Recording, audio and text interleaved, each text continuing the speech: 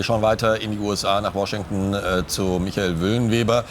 Die Eskalation nicht etwa, dass sie abflachen würde, sondern sie wird weiter nach oben geschraubt, auch durch die Ankündigung Israels Vergeltung zu üben.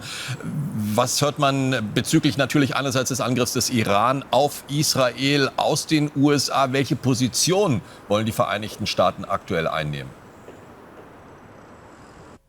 Also zuerst einmal ging es ja der amerikanischen Administration, also Joe Biden, immer darum, in den vergangenen Wochen auf Deeskalation zu setzen. Da gab es also, was den strategischen Ansatz betraf, mit Benjamin Netanyahu offensichtlich auch starke Differenzen. Joe Biden hat ja auch sehr lange nicht mehr mit Benjamin Netanyahu telefoniert. Alleine das unterstreicht das ja, dass es da halt knirscht. Allerdings, Joe Biden heute hat es betont, man stehe völlig,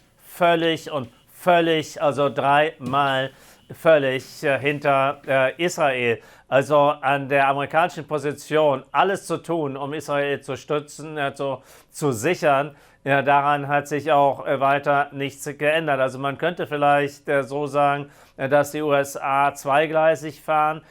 Auf der einen Seite die Sicherheit Israels garantieren, auch militärisch garantieren. Sie haben sich ja auch beim Abschuss dieser ballistischen Raketen aus dem Iran beteiligt. 2 Zerstörer haben ja auch Interceptors abgefeuert gehabt und insofern hat das auch mit geholfen. Auf der anderen Seite allerdings macht man vermutlich Druck. Joe Biden hat angekündigt, dass er auch mit Netanyahu dann wieder telefonieren würde. Man steht ohnehin natürlich im Kontakt, das Weiße Haus mit dem Amt des Ministerpräsidenten in Israel, und die Amerikaner haben natürlich ein großes Interesse an dieser Deeskalation. Sie hatten allerdings im Vorfeld ja auch angekündigt, dass wenn der Iran angreifen würde, dass das sehr schwerwiegende Konsequenzen haben würde. Die Frage ist jetzt,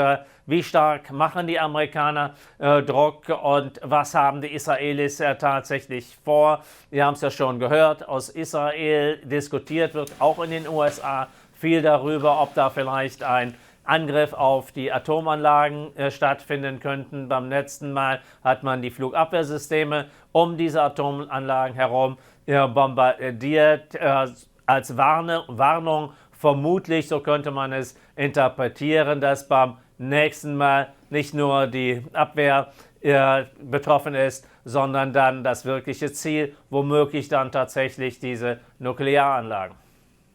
Michael Wüllenweber, danke nach Washington.